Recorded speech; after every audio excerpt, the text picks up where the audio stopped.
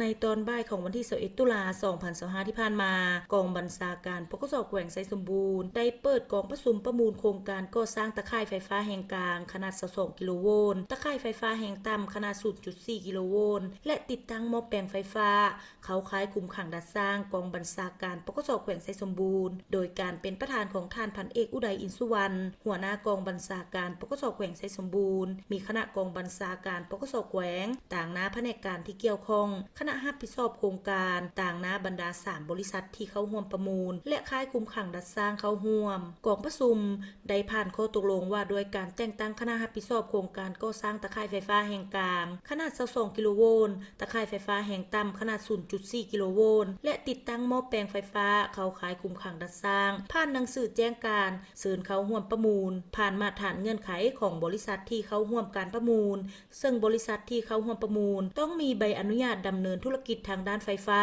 ใบทะเบียนวิสาหกิจใบยั่งยืนการมอบพันธะอากรแต่ละปีโครงห้างการจัดตั้งบริษัทพาหนะและอุปกรณ์รับใช้ต่างๆบริษัทต้องมีฐานะทางการเงินที่มั่นคงเอกสารยั่งยืนการเคลื่อนไหวการเงินจากธนาคารภายใน6เดือนหา1ปีและต้องมีจำนวนเงินค้ำประกันในบัญชีมีประสบการณ์ด้านการติดตั้งตะข่ายไฟฟ้าที่ได้รับการยั่งยืนจากเจ้าของโครงการหลังจากนั้นคณะรับผิดชอบก็ได้เปิดซองประมูลโดยส่งหน้าคณะกรรมการแขกถึกเชิญและเจ้าของบริษัทที่เข้าร่วมการประมูลในนั้นมี3บริษัทเข้าร่วมประมูลคือบริษัทเจริญทรัพย์ก่อสร้างจำกัดบริษัทแสงวงจิตก่อสร้างจำกัดผู้เดียวบริษัทหลักไซก่อสร้างจำกัดผ่านการประมูลเห็นว่าบริษัทแสงวงจิตก่อสร้างจำกัดผู้เดียวเป็นผู้ได้รับโครงการดังกล่าวด้วยมูลค่ารวม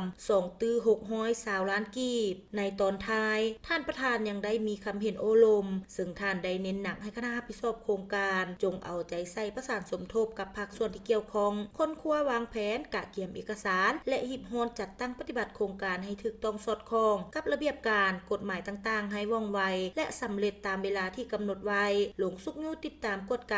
ารจัดตั้งปฏิบัติโครงการร่วมกับบริษัทรับเหมา